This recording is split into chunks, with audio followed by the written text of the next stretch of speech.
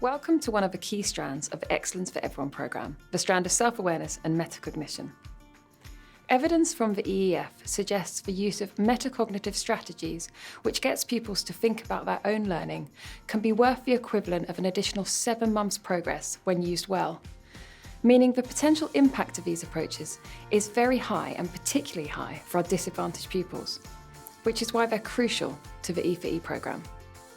Metacognition and self-regulated learning, evidence tells us that that's one of the best bets we have in terms of addressing educational disadvantage, educational inequality. And again, I'd argue the reason for this is about improving the pupil as a learner. It is, of course, about how we teach and explicitly teaching those self-regulation strategies, but ultimately it's about how we target those strategies at pupils to enable them to become more successful learners.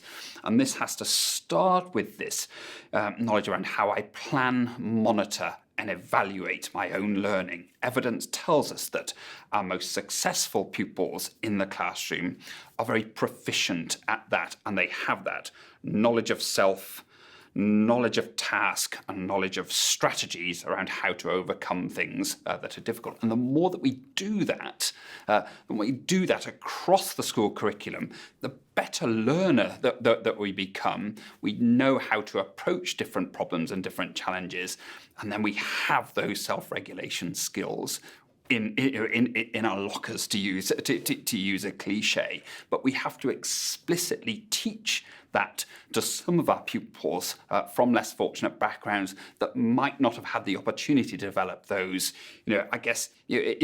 beyond the school gates.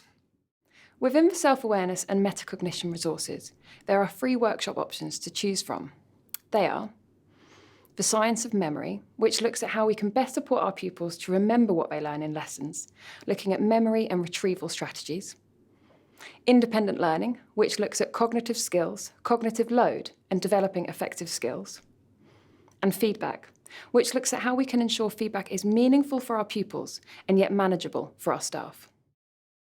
One of the key strands of the Excellence for Everyone programme is self-awareness, and this was something that we were particularly keen to address and look at in our school-based project.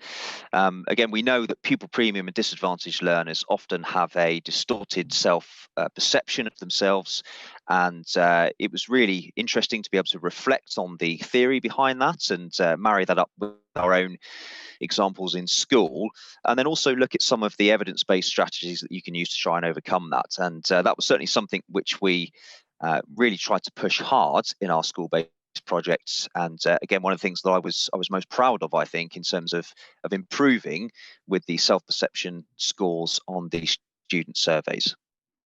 The resources provide everything you'll need to deliver these workshops: slides, facilitator notes, and all relevant handouts and further reading.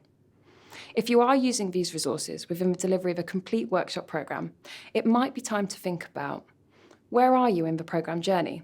Is it time to stop and reflect on the progress of the school's impact projects? What data, evidence, or outcomes are already starting to appear? And how have the roles within the project and the school team evolved over time?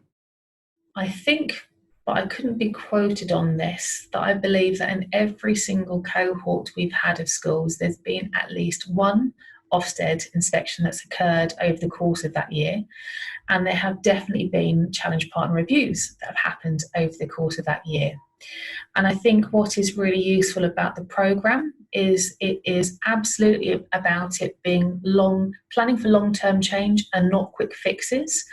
But because we are covering the theory associated with the concepts, I feel that the participants are able to speak more confidently about why they're doing things and what they see as their vision for how they'll know that it has had the impact that they wanted.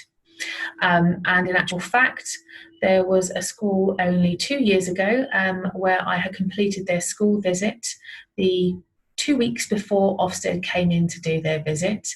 And the senior leader who was responsible for implementing the programme said that she felt so confident in talking to the lead inspector about what they were doing and why.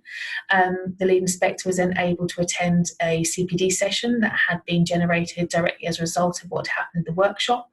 And whilst they didn't have the data in terms of the results to show the impact the programme had at that point, it was so positively written about in their Ofsted report that she wanted to kind of share that information to more people, to kind of signpost them to this programme works absolutely in line with the school improvement plan, and if anything helps to drive things through faster than just your improvement targets alone.